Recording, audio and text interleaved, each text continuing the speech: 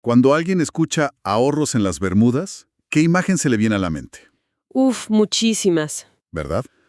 ¿La del millonario en su yate, con estrategias fiscales súper complejas? O quizá la de alguien que está a punto de meterse en un problemón con el fisco. Exacto. Esa dualidad es el centro de todo el asunto. Y es una conversación fundamental. Toca un nervio muy sensible en las finanzas personales, sobre todo en Latinoamérica. Para explorarlo bien, vamos a usar una pequeña anécdota. Pensemos en un personaje, llamémosle Dino Coiner. Me gusta el nombre. Dino se topa un día con un anuncio, ya sabes, muy llamativo. Una aseguradora con sede en las Bermudas que promete eficiencia global y protección en dólares. La promesa soñada. Claro. Y el entusiasmo de Dino, pues, se dispara. Le dice a su pareja, imagínate, mi dinero en una jurisdicción internacional, lejos de la inflación de aquí, con leyes de primer mundo. Un búnker financiero en el paraíso. Justo, un búnker financiero en el paraíso. Y es que ese sentimiento es súper común, ¿no? Y totalmente comprensible. La idea de proteger el patrimonio en una moneda fuerte como el dólar, pues es muy poderosa. Pero, como bien dices, viene cargada de dudas, de miedos y sobre todo de muchísima desinformación. Por eso hoy vamos a meterlos de lleno a desmenuzar esto. La misión es, pues, aclarar la confusión, separar el mito de la realidad. Correcto. Vamos a ver qué hay detrás de estas estructuras. Veremos la diferencia, que es fundamental, entre un paraíso fiscal y una jurisdicción eficiente para corporaciones. Ok, Hablaremos de eficiencia de capital y, lo más importante de todo, la distinción crítica entre la residencia fiscal de una persona y la sede de la aseguradora. que ahí es donde se confunde todo. Entender eso es lo que separa una estrategia inteligente de un desastre fiscal. Perfecto. Empecemos por el principio del problema. Volvamos con Dino. Ok, Está a punto de dar clic en transferir, ya sabes, sintiéndose el próximo genio de las finanzas. Pero justo en ese momento aparece una voz. la voz tentadora. No es un diablillo, es más bien la voz del cuñado en la cena de Navidad, o de ese gurú de Internet. Llamémosle Fisquillo. Me encanta. El fisquillo. Siempre aparece. Y es una voz seductora porque suena a que te está contando un secreto, un atajo. Exacto. Y Fisquillo le susurra cosas como, dale, Dino, todos los que tienen dinero de verdad lo hacen. O, el sistema está hecho para que los listos le saquen la vuelta. Uf, peligrosísimo. Y luego remata con, total, las leyes de allá son, bueno, digamos que son especiales, más flexibles. Y ahí es donde empieza el verdadero problema, esa frase. También le dice cosas como, si algo sale mal, seguro agarras un avión y reclamas en la playa, ¿no? Jaja, claro. Mándalo todo a Bermudas antes de que el SAT parpadee, nadie se va a dar cuenta. Y en esa frase, nadie se va a dar cuenta, ahí es donde vive el peligro. Esa mentalidad de ser más listo que el sistema es el origen de los problemas más graves. Totalmente. La idea de que las leyes en otro lado son especiales o que te permiten operar en la sombra, fuera del radar del SAT, es una fantasía muy, muy costosa. Y lo de reclamar en la playa.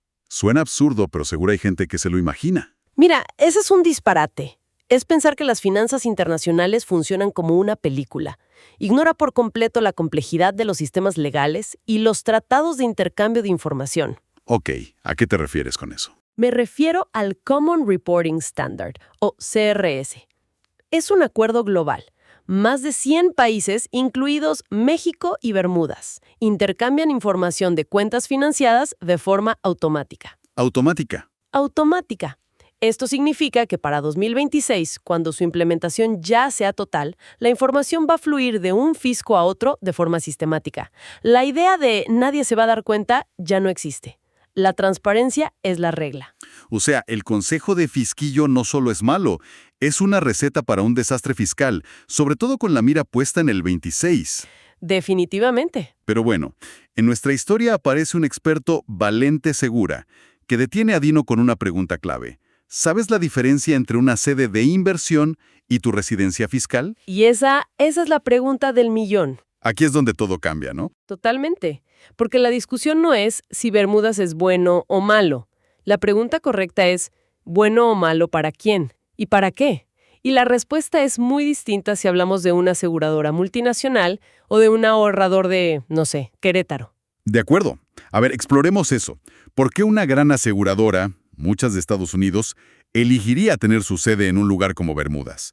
Si no es para que sus clientes evadan impuestos, ¿cuál es la razón? Aquí entra el concepto clave: eficiencia de capital. Para estas grandes compañías, establecerse en jurisdicciones como Bermudas o Irlanda o Luxemburgo no es una estrategia fiscal para sus clientes. Entonces, ¿qué es? Es una decisión de estructura corporativa, de optimización. La regulación en estos lugares es muy sofisticada y muy específica para la industria de seguros y reaseguros. Entiendo el término, pero sigo un poco escéptico. Esa eficiencia no es solo un eufemismo para decir menos supervisión. ¿Cómo puede alguien estar seguro de que su dinero está igual de protegido que, no sé, en Estados Unidos? Es una excelente pregunta. Y no, eficiencia no significa laxitud. De hecho, la Autoridad Monetaria de las Bermudas es reconocida mundialmente por su regulación estricta. Así. Sí, la diferencia está en cómo regulan. Les permite a las compañías administrar sus reservas y su capital de una forma mucho más ágil. ¿Más ágil cómo? En términos sencillos, las reglas sobre cuánto dinero deben tener congelado para respaldar las pólizas son distintas. Esto permite que el capital trabaje de forma más productiva, pero sin sacrificar la seguridad. Ok, pero ¿cómo se traduce eso en un beneficio real para la persona que compra la póliza? Porque si no, sigue sonando a un beneficio solo para la empresa. Se traduce de formas muy concretas. Piénsalo así. Esa eficiencia es lo que le permite a la compañía sobrevivir a una crisis como la de 2008 sin quebrar, protegiendo tu póliza. Ah, claro, la solidez. Exacto.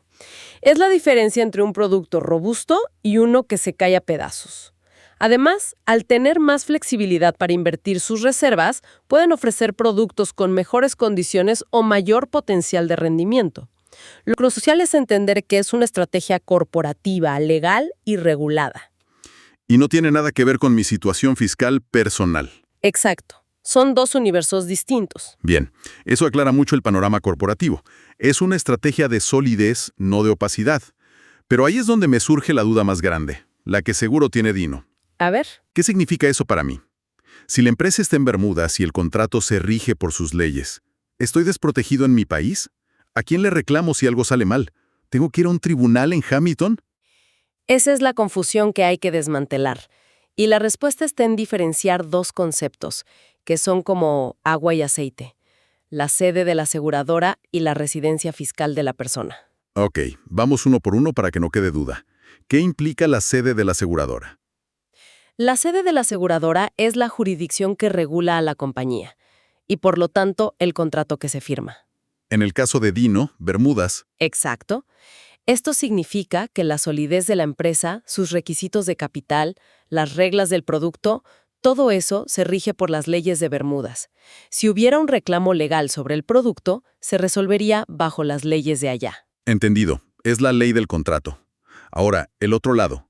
¿Qué es la residencia fiscal? La residencia fiscal es donde la persona vive, trabaja y genera su riqueza, donde tiene sus obligaciones de impuestos.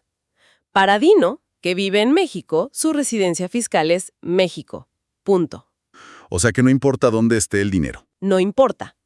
Todas sus obligaciones con el SAT permanecen intactas.